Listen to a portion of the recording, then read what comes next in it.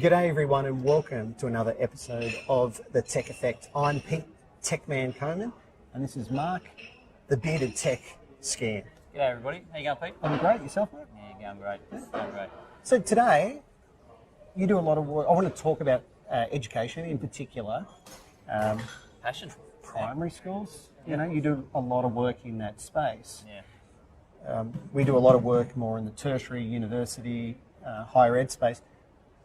What are we seeing from a technology point of view? What are we seeing, what technology is being implemented into the schools that you've been working on? And what do you think, where's the future of that technology moving forward, like over the next couple of years? Where are we headed with all that? Yeah, well, I could talk for hours on this, we're really good. I think the biggest thing I'm seeing now is, and whether this is a push from us, but I don't think it is. I think it's a drop in price, but we're seeing a shift from projection to panels, right. A lot in our space. Why is that?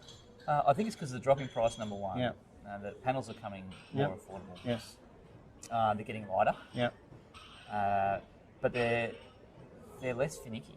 You know, they're quick, they're easier installs, they're much more reliable typically. Brighter. Brighter, higher res. Yes. You know, all that Sure. cool stuff. So that's what we're sort of seeing in the video side. But in the past, schools or any kind of space really has chosen projection because of the size. So they're after a particular size screen. Typically size. Yeah. So are you saying that we're seeing panels large enough now to replace projection? Yeah, 100%. Yeah. Okay. Yeah. So if you think about any of the ultra short throw range, Yes. typically how they install in the reality, it's not how much we'd like to do it, but in the reality, they're going into a classroom, they're going straight up above a whiteboard. Yes. Right, and a whiteboard's 1,200 high. And they're projecting onto the whiteboard? They're projecting onto the whiteboard, okay. right? Yeah. Now, there's two ways to install that. You can if you bring in finger touch interactivity, you can put that finger touch unit above the whiteboard and pack it out. Yeah. Or you can put it on the whiteboard. Now, if you put it on the whiteboard, your screen size actually becomes down to somewhere around 80 inch. Right. Okay. But if you look at putting the interactive the sensor unit above the whiteboard, you can pull it out to about 86, maybe 89. Yeah. Yeah. Now, we're seeing flat panels now, interactive flat panels come in at 86 quite comfortably and at a reasonably feasible price. Yes. Yeah. Right? And so schools that have got lower budget may not have a rollover plan. Yeah. Will go to a panel because their rollover plan is when it dies. Yeah. Yeah. Right. Yeah. Where and that could be 7, 8, 9, 10 years. So they're just seeing things bang for buck. Yes. Yeah. The other thing we sort of see is certainly across to audio. Yeah. In my opinion, there's not enough emphasis on audio. Right. Why is that? Oh, look, I just think it's the big, bright, shiny object for a panel on the wall, right? But you know, if you know yourself, you go and get your domestic panel, right? And it's got a speaker in the back or down forward speaker, and you got this thing at say 25.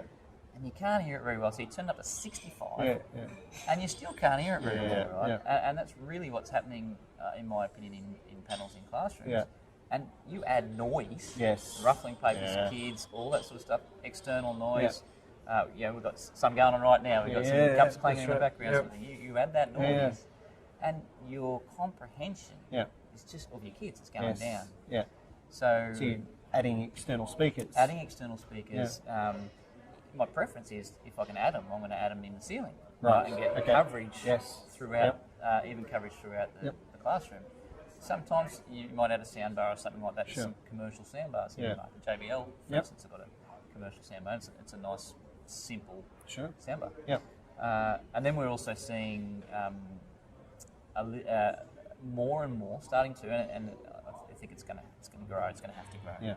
Is the voice lift. Right. You know, for teachers to have a little teacher mic. So how, as far as student numbers, how big are these rooms that you're talking about? How many students? Oh, we're talking roughly 25. 25. It's a standard classroom. Sure. Size. Okay. Yeah. So you're seeing now that because like when I went to school, there was no voice lift, there was no AV, there was nothing. Obviously, That's right. it wasn't invented then. Yeah. That's how long ago I went to school, if I actually Did you turned not up. have projectors back then? No. What was that before then? Overhead projector. No, we had What do you get, the blue little film things? Yeah, had all that. Yeah. Anyway, That was after me. No, no, before me. yeah. Thanks, mate. Feeling old right now. Yeah. Voice lift, right? Yes. So you're saying voice lift. So why do they? What's behind them wanting to? The voice lift? Yeah. Okay, so there's It's not a big room, right? No, but it's two things. We're seeing ongoing claims by teachers and workplace health. What do you call it? Workplace Health and safety. health and safety. Yeah, You know, voice boxes buggered or whatever they. Christ, really? Okay. Voice tiredness and all that sort of stuff, and teachers just not making the week out, and they're taking days off because they're working really hard to try and yell all that, and that was all okay when you had like I had a teacher who was about 6'4" and he was about probably 140 kilos, and he looked at me and he goes, "Scared, get over here," and he was like, he just scared the daylights out of you. But there's teachers that are 5 foot, and especially females, and their voice is just not carrying, and so they just need that kick. Okay. Right? Yep. And we're also, and the reason we're also seeing it is comprehension. There's a lot more data around comprehension. Yes.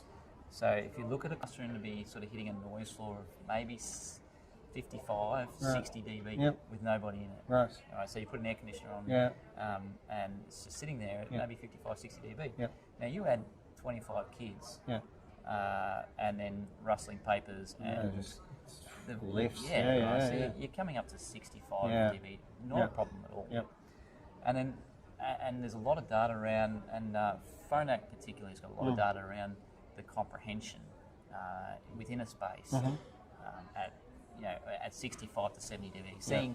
Seeing without voice lift, you're seeing at say it's 70 dB, I think it's seeing nearly 50 to 60% drop off in comprehension from kids. Yep. So it's a bit like when I'm on the train and the announcer on the train goes, "It's sucked, I'm just going, I don't know what you're saying, right? You got no clue. The comprehension is all gone. I've lost interest. Yeah, absolutely, and that's what we're seeing. So it's almost like if you flip that around and you add the teacher mic, you're going, we can make kids 60% smarter. Right. Potentially, from what we were. Sure. Maybe that's why kids wouldn't be that hard. Maybe that's what's happening, right? Yeah. In today's world. So look, from that perspective, video, audio, I'm not seeing a lot of and we talk about flexible learning spaces, right? Yes. And your experience in universities, you're going to see a lot of that. Yeah. We want a flexible learning space. How much money have you got? Right. And I want to be able to plug that in over there. And show it over here. That one there and that one there, and I'll move that and flick that to there and flick that. That'll be great. Yeah. And there's a lot of high-end K-12 schools that want to do that, probably with unrealistic budget expectations. Yeah, true. But there's a reality of primary school or even high schools, they just don't have that budget. Yes. Yeah. And certainly if you get out of the cities, out in the country, they just want some tech that works. Yeah. Some of their stuff is. Do you remember the age of short throw projectors? Not ultra short, short throw. So you had these things 1,200 off the wall, and they just they've still got some of that. Yes. And they're dull, and you can barely see them. I'm sitting there going, "You're still operating on that thing." That's the flexible learning thing. Great trolleys. You've got to get past the issue of OH&S. Right. Kids tripping over and things like that. But I think as panels get lighter, it'll give a lot more flexibility as to what we can do. Sure. Yeah. So that's where we are today.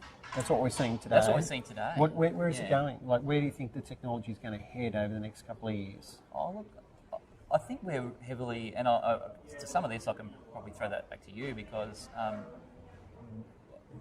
K-12 by and large follows what unis are doing with a lag. Yes. And they certainly want to. That's where they look, in my opinion, to get ideas and inspiration. So, so my question, if I ask that to you, what are you seeing now? Because that might be a sign of what we're going to see in K-12. So.